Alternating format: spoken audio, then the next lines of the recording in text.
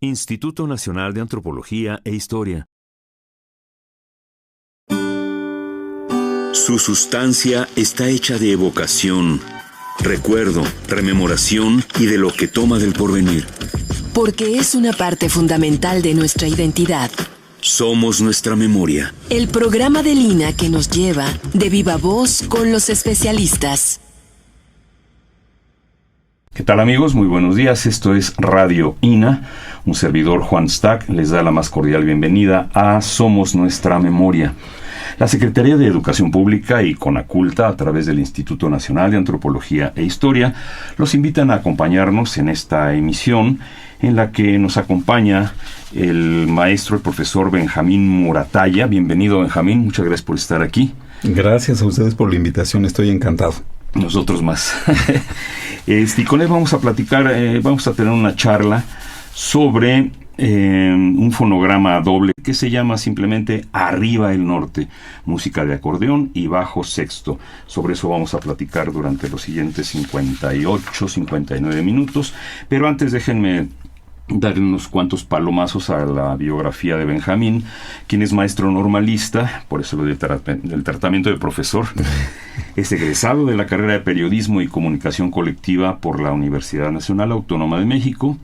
Y aparte, no conforme con eso, obtuvo la licenciatura en Etnología en la Escuela Nacional de Antropología e Historia y cuenta con la maestría en Comunicación en la UNAM.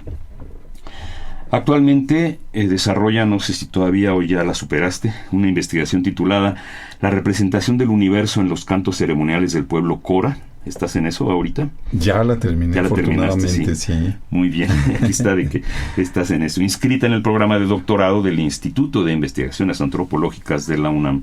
Entonces, 2 licenciaturas, maestría, doctorado.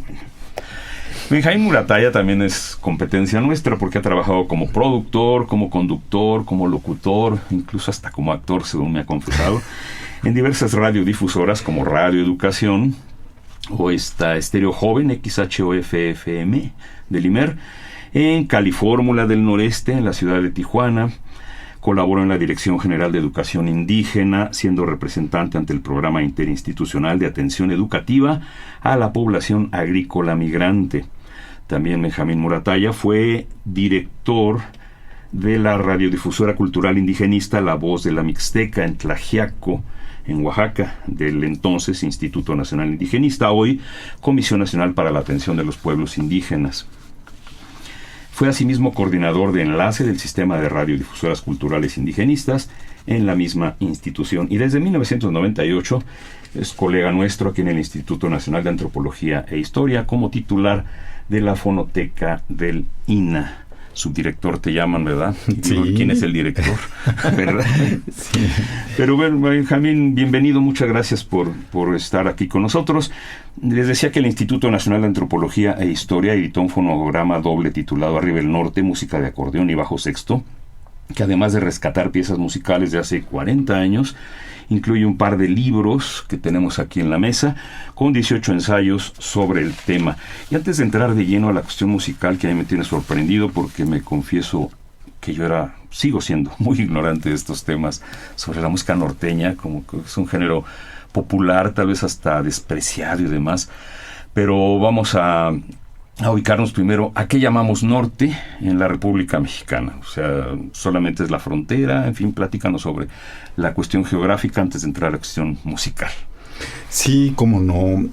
Mira, pues efectivamente el norte, así empezamos esta obra discográfica dando una breve introducción de lo que ha significado simbólicamente el norte para los mexicanos, como un punto imaginario, cautivante, atrayente, y esto desde la época prehispánica.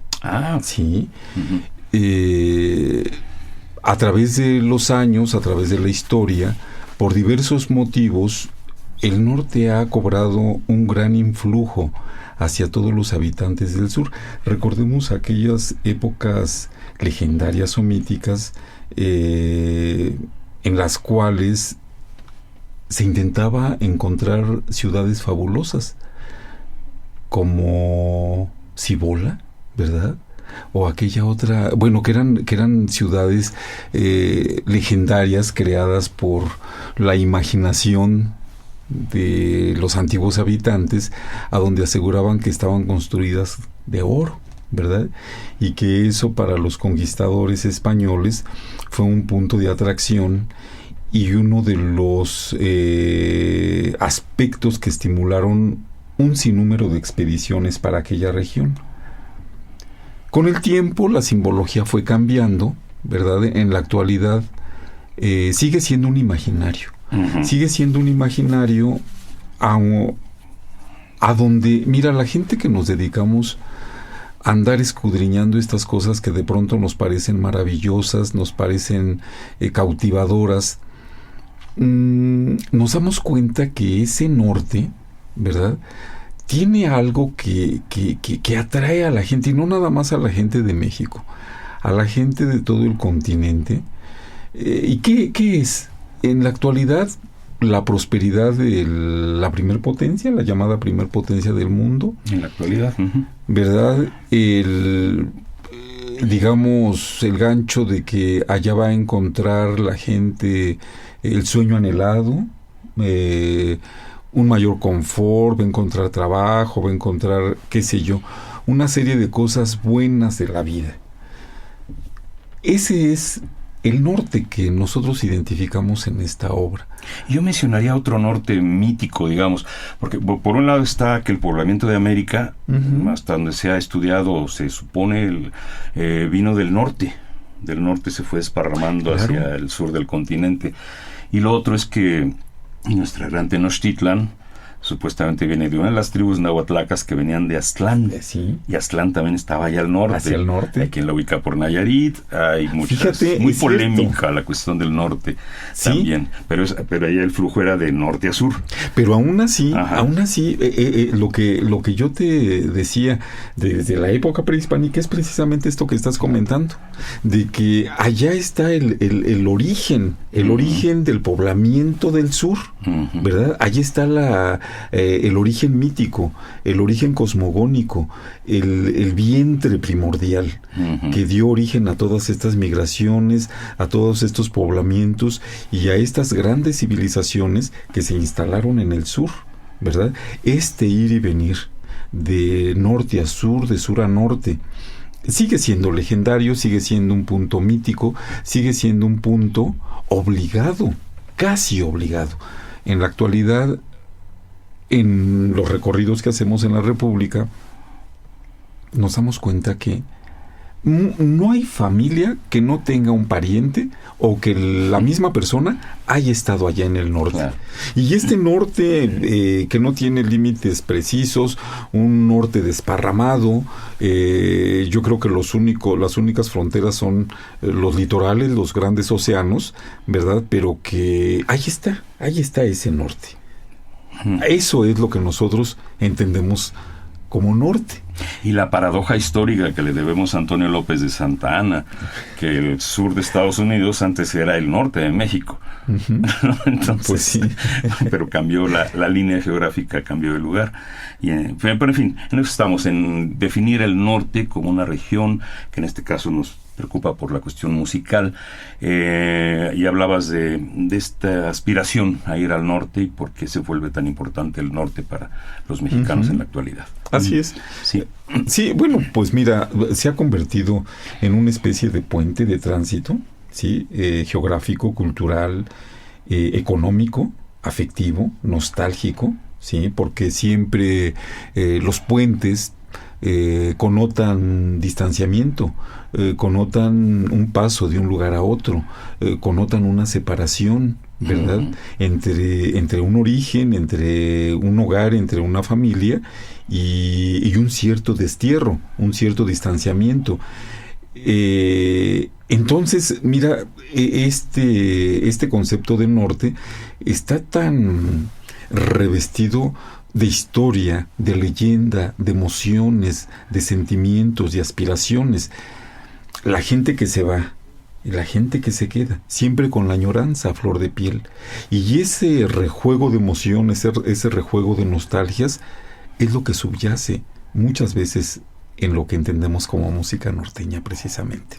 Dentro del pecho me sale con fuerza que vivan mis patrias y su independencia. Abro los ojos y miro,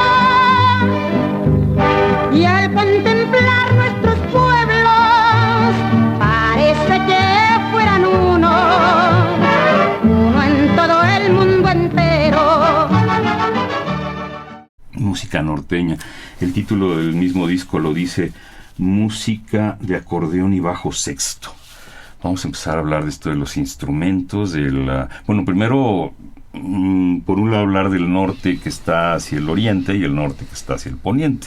Son dos nortes distintos, hablando de regiones culturales, para musicales. ser más precisos geográficamente, ¿verdad? Sí. Y tiene diferentes características a la hora de la música, que es el tema que nos ocupa en esta conversación. O sea, por un lado están que las bandas de alientos, las bandas sinaloenses, no sé si cuenten aquí también las tamboras zacatecanas, también cuenten, digo, como todo está en la misma región, se va desparramando. Y por el otro extremo, los conjuntos más bien de cuerdas y acordeón, este tipo de instrumentos que vamos a ver de dónde vienen, por qué tenemos acordeones en el norte y cosas por el estilo. En fin, ¿cómo podríamos definir entonces, para distinguir la música norteña del resto de la música del país? Bueno, sí, efectivamente, sabes, la música norteña la podemos entender como un gran amplio espectro de posibilidades melódicas, instrumentales, genéricas, estilísticas. En esta obra discográfica nos centramos en uno de los paradigmas musicales más recurrentes o más socorridos por los músicos, que es la música de acordeón y bajo sexto. En algunos momentos de esta música también se integraba otro instrumento que ya está a punto de desaparecer, que era la redoba. No sé si tú recuerdas, era una pequeña cajita de madera que se colgaba por delante, ¿verdad? Con cintillo, etcétera, y se golpeaba con unas varitas. Ya casi no se utiliza en la actualidad. Ya hay muy pocos grupos que utilizan. Se ha restringido principalmente al acordeón y al bajo sexto. Pero sí, claro, este gran espectro de la música norteña, pensando en este norte ampliado, ¿no? En la parte central, en el noroccidente y en el noreste, que son los otros extremos, en este gran espacio regional hay más música, hay otras expresiones musicales, dancísticas, cantos, etcétera. Sí encontramos bandas zacatecanas, encontramos música indígena. Es decir, si nosotros quisiéramos ser un poco más explícitos en definir la música norteña, no se limita a esto que contiene esta obra discográfica, hay más. Pero esta, en un momento determinado, el propio gusto popular la identificó como la música norteña. Una música que tiene que ver mucho con la border music, ¿no? La música de la línea fronteriza, y también la famosa Tex-Mex, ¿no? Que se cultivó tanto en el Valle de Texas, como tú bien lo dijiste hace un momento también, antiguamente poblado por gente de lo que era México, de aquel episodio en que apenas nuestra nación se estaba conformando, que en realidad lo que se dice que los habitantes de allá pues eran españoles, que habían emigrado en busca de nuevas tierras, indígenas, mestizos, etcétera, y que igual se llevaron mucha de la música de acá. Ahora bien, toda esta música norteña, pues sí es el resultado de toda esta confluencia de géneros, de instrumentos, de danzas, de bailes, etcétera, que ahora se resume en esta expresión que estamos denominando como música norteña, en específico la música de acordeón y bajo sexto, pero con toda esta riqueza. Mira, riqueza inclusive no nada más de los habitantes del sur del país, sino una riqueza que se alimentó también de las colonias o de las poblaciones migrantes de otras partes del mundo que se asentaron en el sur de los Estados Unidos. De ahí que las músicas de Europa Oriental, se dice que bueno, allá hubo mucha migración de los países de esta parte de Europa, por eso encontramos polcas, encontramos valses, encontramos toda una serie de géneros que provienen de Europa y que se mezclaron y que se incorporaron, que se fueron, más que incorporaron, se fueron como que reencontrando para tomar su expresión en esto que estamos presentando en Arriba el Norte, ¿no? La música de acordeón y bajo sexto. Nadie se imagina que venga influencia de Polonia, de la entonces Checoslovaquia, o la República Checa, de Francia, de Alemania, de Viena, bueno, de Austria, exacto, sí. El vals es austriaco, ¿no? Que son regiones por antonomasia musicales profundamente, ¿no? Con una gran sensibilidad. Las polacas, hay un baile polaca, ¿no? Sí, las varsovianas, los chotices, bueno, es una riqueza de géneros muy interesante que están en esta música que denominamos norteña, por supuesto. Y sí me gustaría que entráramos digo, ya que el disco se llama específicamente música de acordeón y bajo sexto. Por un lado, ya estamos hablando de la influencia europea. ¿Cómo llega un instrumento tan exótico como el acordeón a México? Bueno, al sur de Estados Unidos y al norte de México. ¿Cómo es que lo adoptan ya como un instrumento regional propio, el acordeón? Bueno, mira, para hablar de una historia de cómo entre el acordeón, mira, nos tendríamos nosotros que referir a múltiples situaciones. No hay una sola línea de entrada, ni un solo momento de entrada, ni un solo personaje o grupo musical que lo introdujo a México. Lo más adecuado es pensar que entró de múltiples maneras. ¿Sí? Ahora, ¿cómo se incorpora? Sí, fíjate, tienes mucha razón en tu pregunta, es muy pertinente, porque también nosotros nos preguntamos por qué X o Z instrumento llega y se arraiga en el gusto de la gente. ¿Por qué ese y no otro? ¿Verdad? ¿Por qué, digamos, el salterio llega y se incrusta en el gusto de ciertas regiones del país? ¿Por qué el marimbol, que se dice que es de origen africano? ¿Por qué la marimba, que también se dice de origen africano, llega y se establece en el sureste de nuestro país? Son preguntas que se convierten en una especie como de paradigmas o puntales hacia donde los conduce la investigación, ¿sí? En este compendio de los diversos artículos, son 18 artículos que integran estos dos tomos de Arriba el Norte, escriben varios investigadores, historiadores, musicólogos, músicos, periodistas inclusive, y dan una serie de puntos de vista sobre todos estos aspectos. Mira, definitivamente hacia el norte de México, la influencia del acordeón vino del sur de Estados Unidos. Eso es una hipótesis sobradamente comprobada. Es posible que también del centro de la República se haya ido hacia allá, pero lo más evidente, lo más palpable, es que sí haya venido de allá hacia el sur.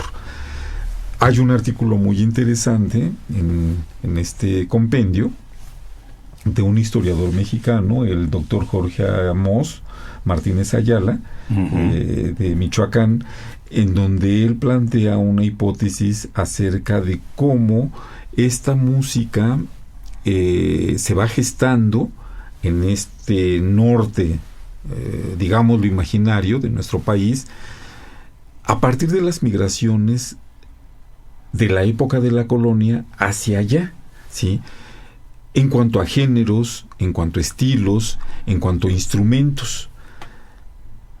Es muy interesante. Mira, los orígenes de las músicas, si me permiten la expresión, no brotan por generación espontánea. Obviamente, claro. ¿sí? Son procesos históricos de ida y vuelta, y múltiples, en muchos tiempos, en muchos momentos, por muchos senderos. Este artículo de Jorge Amós es muy ilustrativo en el sentido de cómo van uno de los digamos, sustratos económico-políticos es el famoso Camino Real de Tierra Adentro. Claro. ¿Verdad? Que fue un trayecto durante la época de la colonia que trataba de unir a través del comercio, del intercambio comercial, el centro de la el centro del territorio o de la colonia, de la Nueva España, de lo que tú quieras, claro, de entonces, con el norte, ¿no? A partir de estas exploraciones, de esta búsqueda de nuevas tierras, de nuevos horizontes, se fue toda esta música junto con la gente. Se encontró con la música de allá y se encontró también con la música que bajaba de estos colonos del sur de los Estados Unidos. ¿Sí? De esta manera podemos nosotros explicar no solamente cómo llegó el acordeón, sino cómo llegó el bajo sexto, cómo llegó la banda, cómo llegó el clarinete, cómo llegó, etcétera, etcétera, claro, ¿no? Siempre con una idea de encuentro, de diáspora y de encuentro o de reencuentro. Sí, claro, tenemos la influencia árabe, que a su vez se va sobre los españoles vienen sobre nosotros, traen los laúdes, las guitarras, las jaranas, todos los cordófonos, sí, son de origen oriental, ni siquiera europeo, oriental. Ajá, así es. Y vienen evolucionando aquí hasta llegar, entre muchos otros, al bajo sexto. Así es. O sea, también el caminito de los cordófonos es muy interesante.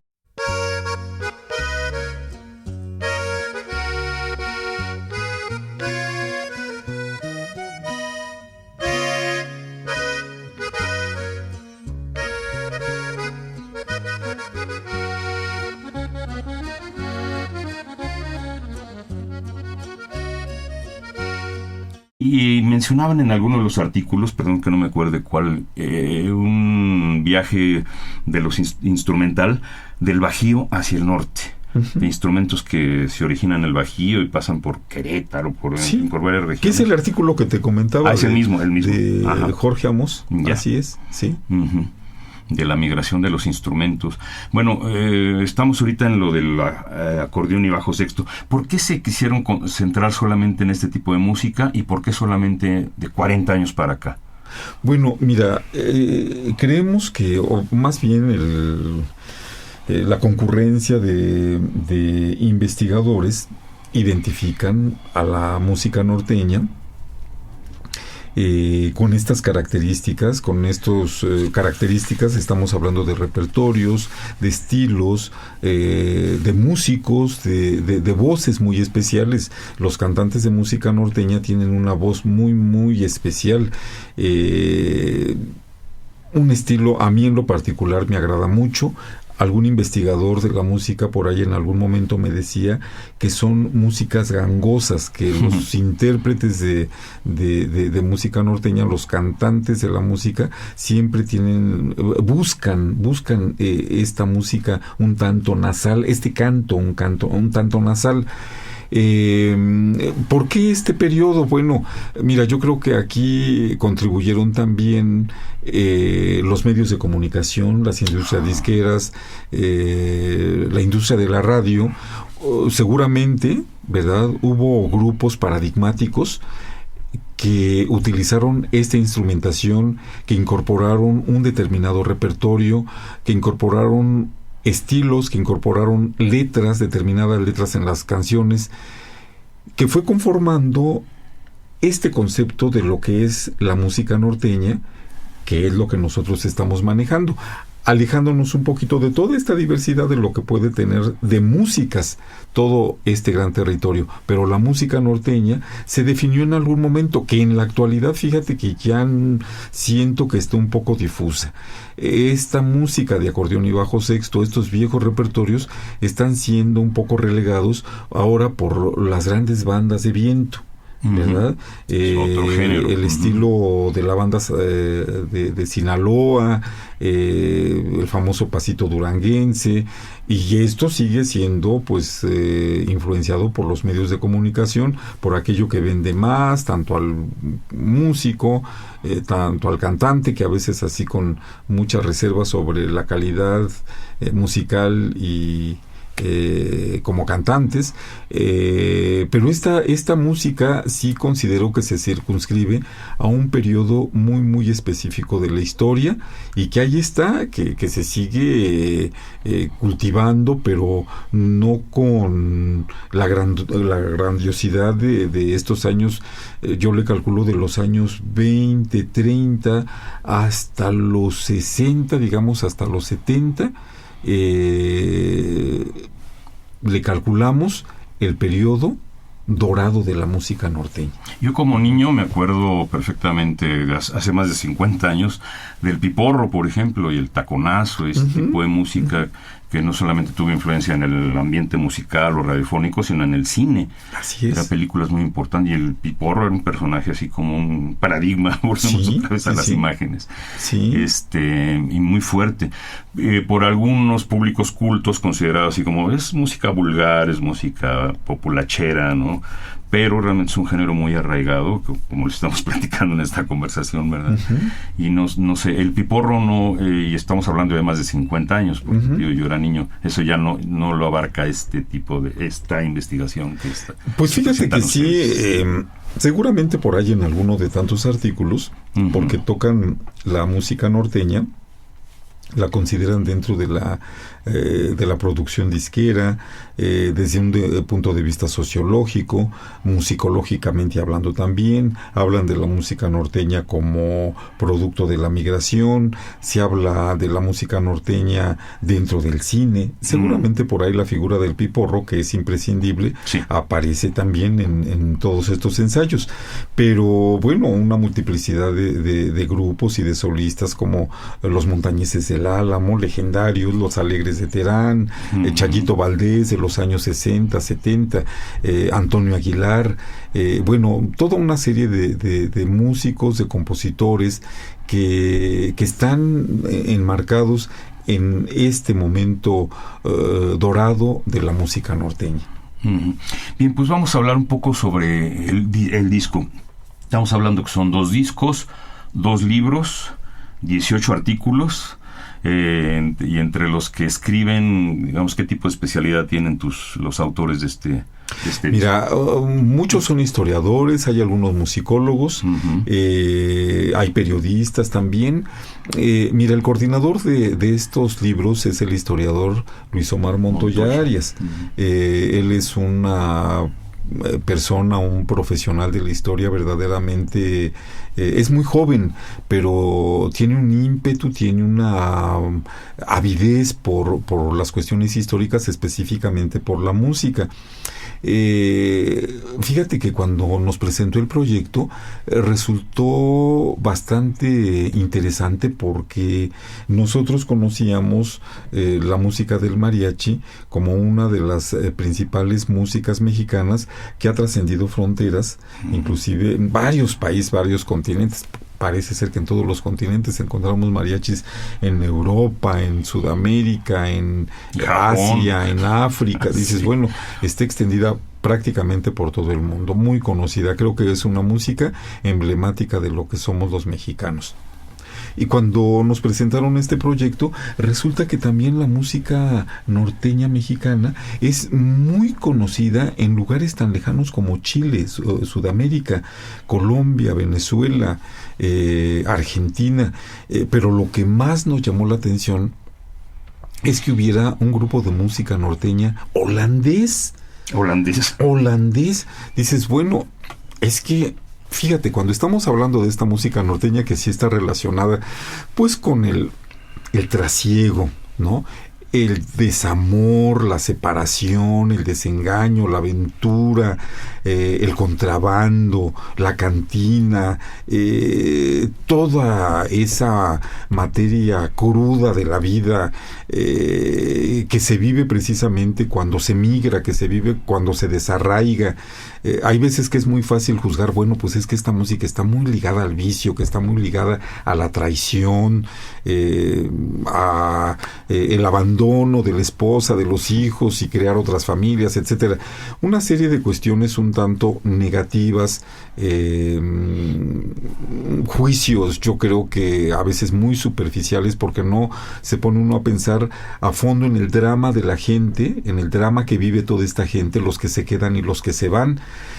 Sin embargo, yo creo que no obstante todas estas características de la música norteña, me parece que ellas encierran una estética sonora, letrística, muy apegada a estos dramas familiares. Pero ¿cómo te explicas que en Holanda, que tienen otra manera de vida, que tienen otro norte, que tienen otra geopolítica cultural, el mar ¿verdad? del norte, ¿qué les inspira a ellos un norte tan lejano? Sí. Como holandeses o a los propios chilenos? Es un norte que está lejesísimos. Y cuando tú escuchas las interpretaciones de los chilenos y de los holandeses, hace cuenta que son mexicanos. Es inexplicable. Porque yo digo, bueno, un músico mexicano bien que podría interpretar con todo el sentimiento, con todo ese dolor, con todo ese drama que tiene dentro, y se lo crees, porque pues, lo ves, lo vives. Pero un holandés, ¿de dónde sacó eso? Qué fenómeno. Eso son fenómenos que, como te digo, bueno, sí son los puntos que llaman la atención a los investigadores, ¿no? Escudriñar todas esas cosas que pasan en la naturaleza humana, en la cultura humana, ¿verdad?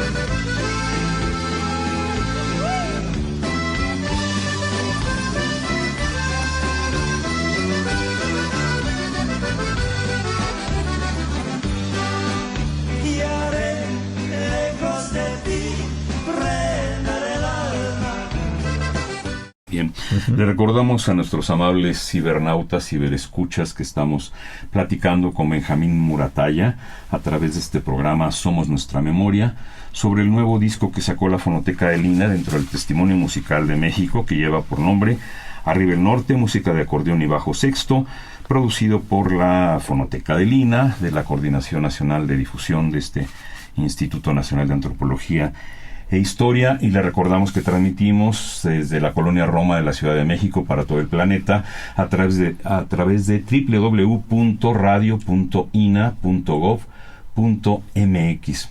Y continuamos con esta conversación para presumir este disco. Es el número 59, ¿verdad? El número 59 de la serie Testimonio Musical de México. Mencionaste al mariachi hace unos momentos. Y hemos hablado un poco del cine, de lo representativo de la música mexicana ante el mundo. Antes como que Jalisco era quien nos representaba mundialmente. Era el tequila como bebida, el tipo de comida que había aquí, el mariachi, por supuesto. ¿Crees que la música norteña haya avanzado en ese terreno? No quiero decir desplazando, pero sí ya integrándose a la representatividad de México ante otras naciones, como habías mencionado. Bueno, mira, yo creo que podríamos nosotros ir un poquito más allá de la música. Fíjate que yo considero, yo me sumo a varios colegas, varias personas que consideran a México como uno de los países más intensos, más abundantes en cultura. De ahí te explicas que la gastronomía, patrimonio de la el patrimonio, sí, claro, los vestigios, el patrimonio material de México, muchas tradiciones, las festividades de muertos, ¿verdad? Son únicas en el mundo. La música también. En cuestión del mariachi es verdaderamente sorprendente que haya mariachis rusos, ¿verdad? Que haya mariachis del Caribe, caribeños. Hay un disco que tenemos acá en la fonoteca, que cuando yo lo escuché por primera vez, yo no lo había visto, un LP. Y me llama nuestro ingeniero de sonido y dice, ¿de dónde crees que? Te voy a poner un disco, ¿de dónde crees que sea? Mira, escucho el disco y se interpretan unos sones y inmediatamente dije, sí, ha de ser un mariachi de esos de cantina, de pueblo, de esos que andan cantando en las serenatas en la noche, en las borracheras, ¿no? Con el ajúa y los gritos y todo eso. Cuando me presentó la portada, eran todos negros de Aruba, esta isla que está enfrente de Venezuela. Digo, ay, todos gorditos, panzoncitos como los mariachis mexicanos, ¿no? El prototipo físico del mariachi mexicano, con impecables trajes de mariachi, pero negros. Dices, ay, caramba, ¿de a dónde aprendieron? ¿O serán hijos de mexicanos que nacieron allá? Vete tú a saber. No das crédito a eso. Encontramos mariachi en Colombia. Dicen que Colombia es una especie de puente musical o cultural con México. Fíjate que hablando de estos de sur y norte, a través de estos trabajos que se están haciendo de música, yo en lo personal considero que México es un norte para Colombia, ¿sí? Allá hay muchas réplicas que además compartimos muchas cuestiones históricas, ¿no? Prehispánicas y coloniales, etcétera, etcétera. Colombia y México tienen una gran similitud, como otros países, pero se dice que allá la música mexicana, las costumbres mexicanas son muy gustadas y muy esperadas, ¿sí? Yo creo que la música de mariachi tiene su público, tiene sus rutas en el mundo, tiene sus lugares a donde ha arraigado, inclusive más que acá. Por ejemplo, en Estados Unidos hay hasta escuelas de mariachi. El doctor Jauregui ha venido a platicar aquí con ustedes que en Estados Unidos se instalaron antes que en México asignaturas, carreras en las universidades especializadas en el mariachi, ¿sí? No, el mariachi es un fenómeno muy grande, muy sólido. Aparte, claro. Esto de la música norteña yo creo que también tiene sus nichos, tiene su expansividad. Yo no sé, en esto de las comparaciones soy muy malo, yo no me atrevería a decir si una es más aceptada u otra. Lo que más me llama la atención es el hecho que se ejecute en estos lugares tan distantes, ¿verdad? En algunos artículos se dice que inclusive sí tiene más fuerza en muchos otros países que en el mismo México. Hay colecciones, en los repertorios que incluimos, hay cantantes de Venezuela, hay cantantes de Colombia, de Chile, que si tú escuchas las jilguerillas de acá y escuchas las parejas femeninas de por allá, no alcanzas a encontrar la diferencia. Dices, ¿qué sucedió? ¿Son las mismas cuestiones históricas? ¿O es tanta la fuerza de los cantantes mexicanos que son imitados de manera formidable por allá? ¿Sí? Mencionaste parejas femeninas. Creo que es un renglón importante a subrayar en la producción de este fonograma. Sí. ¿Qué pasa con las mujeres y la música norteña? No, pues formidable. No, mira, es hermoso, a mí me encantan. Hay muchas parejas que desafortunadamente, duetos, entre duetos hombres y mujeres, ¿verdad? Se cultivó mucho esa costumbre, y también mujeres, ¿sí? Muchísimas parejas femeninas que tuvieron mucho auge entre los años 40, de los 40 hasta principios de los 70, me atrevería yo a decir. Las hermanas Padilla, las jilguerillas, entre hombres, la Paloma y el Gorrión, bueno, un montón de cantantes. Ahora, fíjate que no hemos hablado mucho de las letras. Las letras de estas canciones también son un tanto contraculturales, llamémosle de manera elegante. Sus temáticas rompen con las buenas costumbres, entre comillas, ¿verdad? Con esta cultura puritana, ¿sí?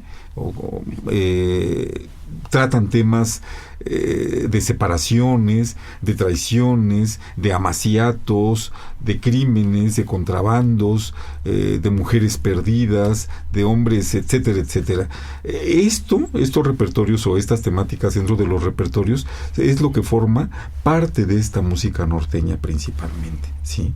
Y como música pienso, no sé cómo llamarla, música de nostalgia entre la gente que se va a Estados Unidos a trabajar, la música norteña ya tiene mucha presencia allá, ¿no? Como música para sentirme mexicano, para recordar el territorio, para sentir que aunque estoy acá, sigo allá. Exactamente. ¿Cómo funciona el arraigo de esta música? Pues así precisamente como tú lo comentas, ¿no? En algunos recorridos que hemos hecho en otras partes del país, principalmente hacia el sur, Guerrero, ya no digamos Michoacán, Chiapas, Campeche, Yucatán, tú vas a las comunidades y escuchan este tipo de música norteña, ¿sí? Uno se pregunta por qué, pues es obvia la pregunta, ¿no? Porque tienen familiares que están en el norte y yo creo que a través de la música pues lo sienten cerca y viceversa, ¿no? Los que están lejos evocan el sur, ¿sí? Yo creo que ahí está uno de los principales atractivos de esta música, ¿sí? De una música que habla de la crudeza de la vida, que habla de todas estas cosas que le suceden al ser humano, pero precisamente por esta separación, ¿sí? La separación se presta al abandono, ¿verdad? Se presta al engaño, se presta al adulterio, ¿verdad? Se presta a tener hijos por donde quiera, ¿no? Bueno, sí está ligado con todas estas conductas que se salen de una línea que la mayoría o que ciertos sectores de la sociedad consideran como las correctas, ¿verdad? Y bueno, pues así es la vida.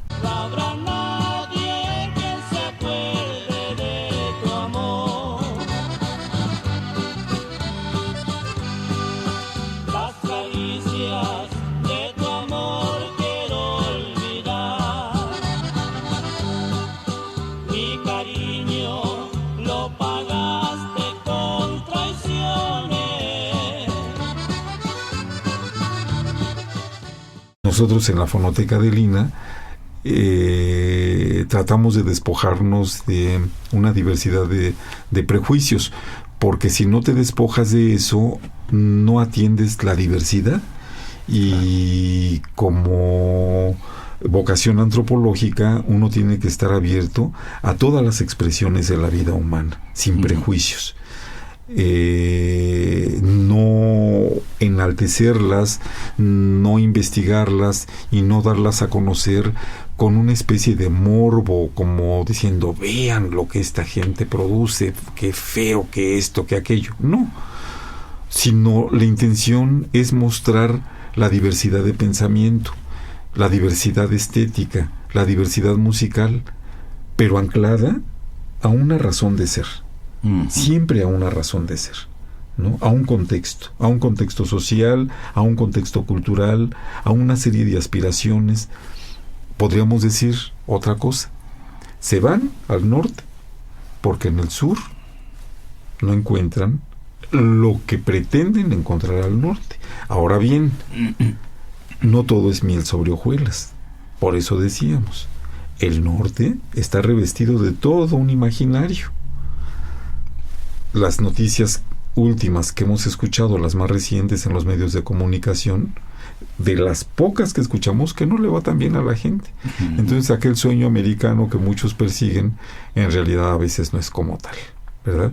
De lo que se trata, yo creo que también es de arraigar a la gente acá. Pero en esto de las leyendas y de los mitos, a veces es luchar contra Sansón a las patadas. El norte seguirá teniendo ese gran influjo por muchas razones. Ahora es el sueño americano, mañana quién sabe qué será. Así como antes fueron las ciudades hechas de oro, ¿verdad? Pues en el futuro no sé qué será, pero yo creo que en el fondo sí está lo que mencionaste muy acertadamente. Allá está el origen, el mito de origen de toda la población que vivimos por acá. Y los mitos son de largo alcance, de largos periodos históricos, no desaparecen tan fácilmente, porque son la razón de ser de la gente, ¿verdad?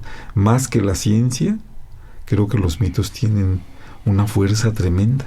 Entonces, podría atreverme a decir, el mito del norte seguirá prevaleciendo ahí y está muy anclado, muy vinculado a este mito de origen, que qué bueno que lo mencionaste, porque eso me inspiró a pensar más. Qué bueno.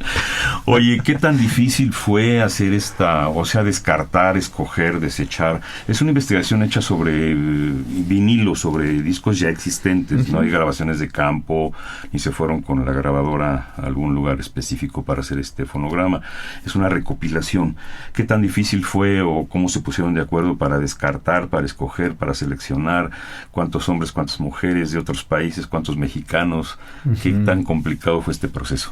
Mira, este trabajo fundamentalmente lo hizo el coordinador, el historiador Luis Omar Montoya, gran amigo guanajuatense. Él forma parte de un grupo de investigadores que su tema es la música norteña. Entonces él, con este conocimiento, esta amistad, este trabajo que tiene mancomunado con todos estos investigadores, fue quien primero convocó a todos los colaboradores, y cada colaborador aportó el repertorio que quería que ilustrara su artículo. En el caso de la fonoteca, fíjate que el reto fue más bien técnico, sí, muy muy difícil, porque la mayoría de grabaciones son de discos que se consiguieron por aquí por allá, discos que se habían oído en sinfonolas, en cantinas, en radiodifusoras, maltratados, y por lo tanto muy maltratados, rayados, pero que sin embargo tienen un gran valor histórico.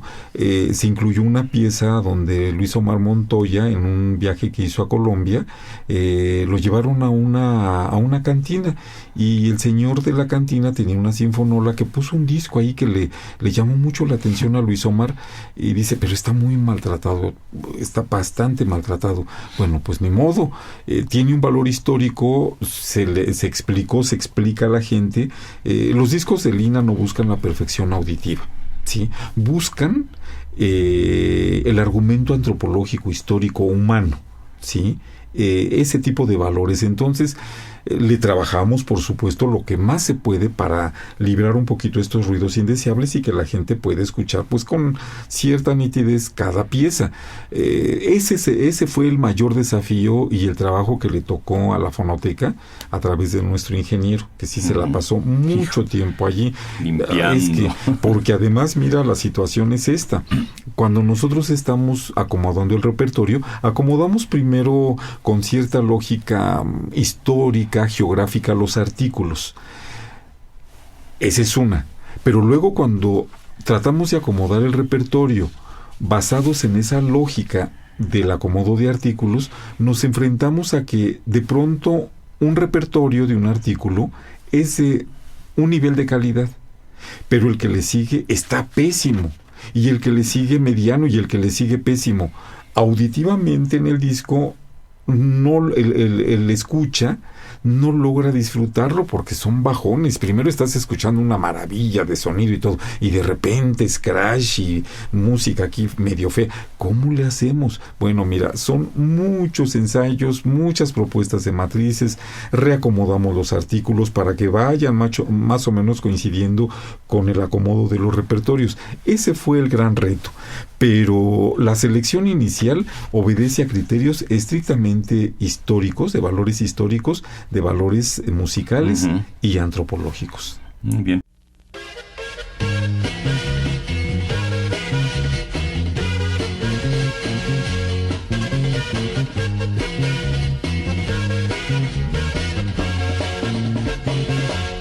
Tengo mucho miedo llegar a quererte, ya quise una vez y me traicionaron.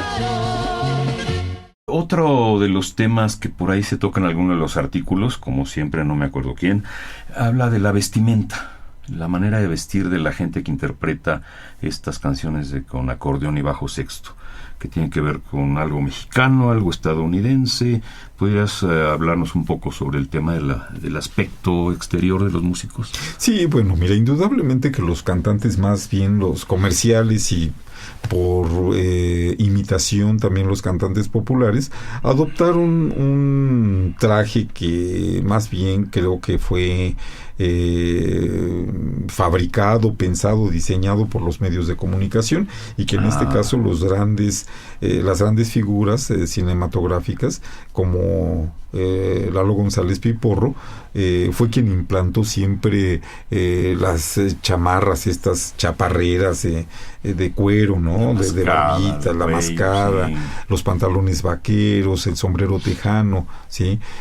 Yo creo que sí, esta vestimenta prototípica fue armada por los medios de comunicación. Mira, cuando uno ve a la gente del norte, pues siguen un patrón de vestimenta que es muy común, es muy conocido. Sí, pantalones vaqueros, camisas cuadradas, la tejana no le falta, ¿verdad? Tú te preguntas ¿por qué? Bueno, pues mira, también son cuestiones históricas. La respuesta siempre está en la historia. ¿Por qué visten así? Pues igual que como vestimos los de acá, los chilangos, o como viste la gente de las costas, de la península de Yucatán. Eso tiene muchas otras razones de ser, pero el traje norteño sí fue estereotipado, la bota norteña, etcétera. Para cantar no necesitas eso, no es una imagen para promover esta música como espectáculo. Eso es un cliché mercadotécnico. Es un cliché, exactamente. Así es, sí. Impuesto que por la televisión, el cine. Sí. Mira, las cantantes de música norteña durante la época de los años 60, de aquella época del go-go, ¿verdad? Andaban con minifalda. Ahí tienes a Irma Serrano, ¿no? Que cantaba música ranchera con minifalda. Sí, bueno, pues, obedecía moda simplemente, ¿verdad? Pero pues la gente común y corriente, los cantantes de pueblo, andan con la ropa propia de la ropa cotidiana, digamos, ¿no? Muy bien. ¿Y cómo circunscribieron las fechas, digamos, para no, así que había que poner límites, ¿no? Un antes y un principio y un final. ¿Por qué no música de antes? ¿Por qué no música más actual? ¿Qué periodos abarca la investigación? Bueno, mira, en cuanto a 40 años, ¿verdad? Más o menos, sí. El repertorio sí se circunscribe a ciertas fechas. Esto determinado por las mismas fechas de producción de los discos. Pero el contexto histórico sí va más allá, se remonta hasta la época de la colonia, se buscan los antecedentes de todo esto, ¿verdad? Hay artículos que tratan de explicar los momentos más altos, de más brillo de esta música, y también los momentos de declive, ¿no? Explican por qué esta música se ha ido escuchando cada vez menos, ¿sí? Ahí los límites son más difíciles de establecer porque desde cuándo empieza esta música norteña, pues no se sabe exactamente.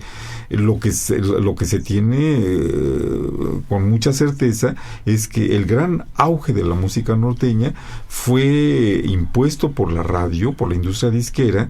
Piporro fue una de las figuras paradigmáticas de esta música, como Antonio Aguilar, como las Jilguerillas, etcétera, y que ahí se tiene muy bien delimitado el periodo de auge. Pero hablando de antecedentes y del futuro, pues los límites se difuminan, ¿no? Aquí no hay ningún elemento indígena, de música indígena. Pues mira, depende a qué se refiera uno con eso. Mira, si se refiere a formas musicales, seguramente que también es un motivo de investigación para ver si existe. Yo no recuerdo que haya algún planteamiento, alguna hipótesis al respecto, pero de que haya músicos de origen indígena o indígenas que la interpretan, por supuesto. Claro, eso sí. ¿Sí? Y en su pronunciación la hay, por supuesto, sí. Pero digamos ya aspectos un poco más profundos, estéticos o de cosmovisión, no es tan evidente, ¿sí? No lo es. Trigueñita hermosa, tu tulicayo, tu capo se guatabe, nacido huele a mar.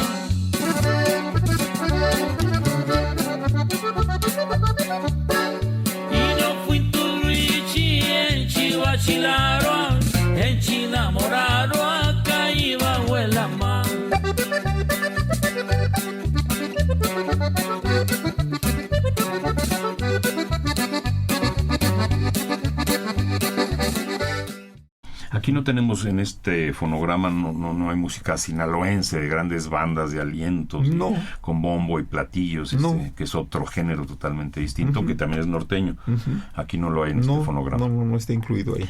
Me decías que la redoba ya no se utiliza, No, casi ya no. que se sustituye por la tarola o algo así. Pues sí, mira, bueno, también esta dotación instrumental se ha modificado a través de los años. Ahora muchos grupos incorporan inclusive hasta la batería, instrumentos electrónicos, porque bueno, la misma industria del espectáculo, la industria disquera, exige mayor sonoridad, todo esto relacionado con lo digital, etcétera, Claro. pues implica que ellos utilicen nuevos instrumentos. Bajo eléctrico, Exactamente. contrabajo. Exacto. Sí. Exacto. El mismo acordeón eléctrico. Claro, hay acordeones de teclas, de Ujú. botones, no sé muy Sí, bien de acordeones, sí. pero hay también una variedad, Así y es. tamaños Sí, de sí, sí. acordeones, Sí. sonoridades. Así es, sí. Ujú. Fíjate que inclusive en Nayarit, y me parece que es un uso muy recurrente por allá por Nayarit, Sinaloa, en sustitución del bajo sexto utilizan una tina. Una tina de esas de lámina galvanizada, Ajá. en donde se bañaban nuestras abuelitas, esas tinas grandototas, Ujú. las ponen boca abajo y les ponen una vara, les hacen un hoyo, les ponen una vara y con una cuerda le dan, y eso hace lleva el ritmo del bajo sexto. Ajá. Cuando tú lo oyes, hace cuenta que es el bajo sexto. Y así andan en las cantinas, son conjuntos norteños. ¿Sí? Pero obviamente una tina y una vara te sale mucho más económica que el bajo sexto. Claro. ¿Sí? O sea, si tienes muchos recursos y eres muy famoso, te vas por lo electrónico. Ujú. Pero si no tienes, ¿verdad? Sustituyes por el ingenio, Ujú. ¿no? Y esto de la tina es un instrumento muy curioso que inclusive me dicen se ha extendido a más acá Guerrero, lo han visto, Michoacán, etcétera. Sí, porque hay instrumentos indígenas que son una jícara también con un palo, digamos, una cuerda, pero es Ujú. otro concepto, Sí, nada que ver sí. con esto. Así es.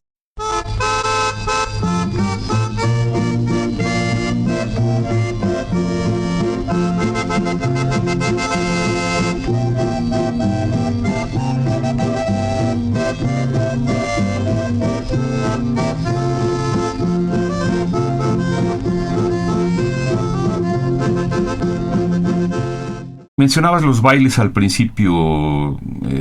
¿Se asocian bailes específicos a la música norteña de acordeón y bajo sexto? Sí, los chotices, la polca, Pasos dobles, sí, las varsovianas. varsovianas. Exactamente. Ya Sí, los sí. habías mencionado Sí, al sí, principio sí. de la conversación. ¿Dónde se consigue el disco?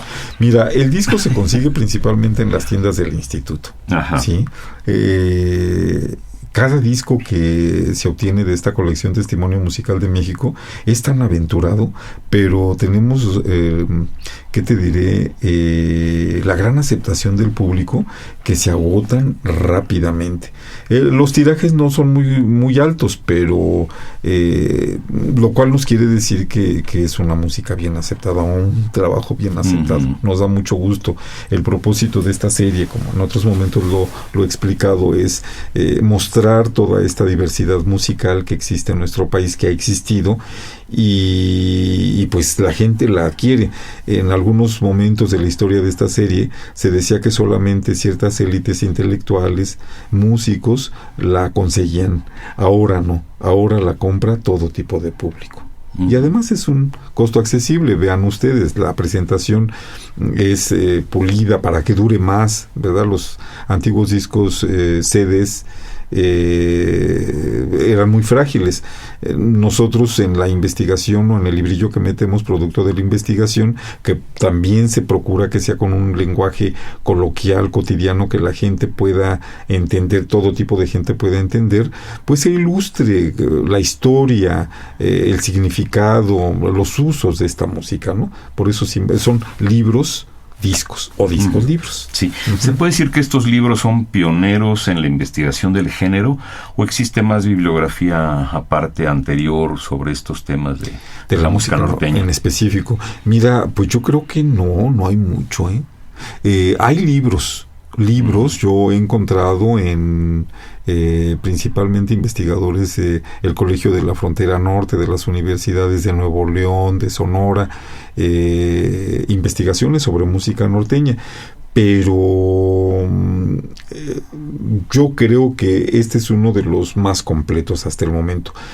tan solo por la diversidad de articulistas. Si tú te pones a leerlos, hay algunos que se contraponen, se confrontan, unos piensan, plantean unas hipótesis, otros otras, pero esa es la riqueza. Eso es bueno, claro. Esa es la riqueza porque te da un panorama más amplio, más objetivo sobre esto que se maneja sobre música norteña. Y también encontramos en las páginas partituras. Así es también. Fotografías. Sí. ¿Qué más encontramos? Vamos a animar a la gente a que lo para que lo consiga, para que lo tenga en su casa como una joya. Mira, pues encontramos un momento histórico, y me refiero a una música que tiende a desaparecer. ¿Sí?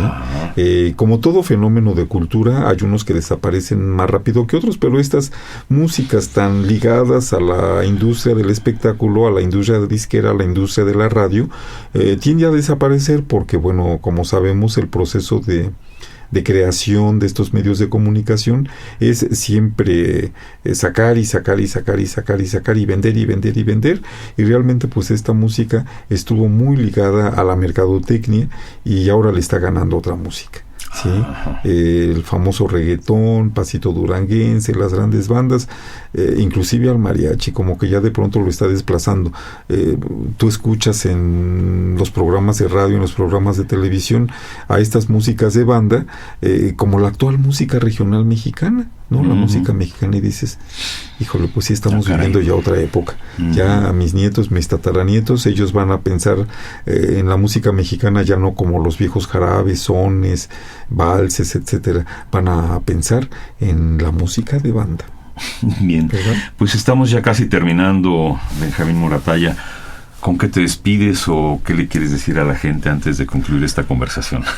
Que la música es hermosa, que estamos hechos de música, que los mexicanos somos muy musicales, que con la música lloramos, amamos, reímos, nos ponemos melancólicos, nos entristecemos, pero también nos sirve de acicate para seguir viviendo, para seguir amando a este gran país que es el nuestro, que es México. Bien.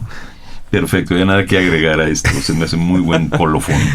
Muchas gracias, Benjamín Moratalla, por esta conversación, por el trabajo de este disco, este nuevo fonograma que están presumiendo, el número 59, de la colección Testimonio Musical de México, de la Fonoteca de Lina, de la Coordinación Nacional de Difusión, etcétera. Muchas gracias, Benjamín. Gracias a todos ustedes. Esperamos en otra conversación pronto. Muchas gracias. Pues así, desde la conducción, un servidor, Juan Stack, a nombre de Radio INA, da por terminada esta emisión, que fue posible por la generosa participación de Benjamín Moratalla, hablando, como ya dijimos, de este disco que lleva por título Arriba el Norte, música de acordeón y bajo sexto. Les invitamos a nuestros escuchas a consultar más de nuestra producción a través de www.radio.ina.gov.mx. Como siempre, agradecemos el apoyo de Pedro Francisco Sánchez Nava y de Luis Alberto López Guario. Fue una realización de la Dirección de Medios de Comunicación a través de la Subdirección de Radio INA a cargo de Gabriela Marentes. En la producción, Eva Nivaldo Morales. En los controles técnicos, Javier Cortés. Hasta la próxima.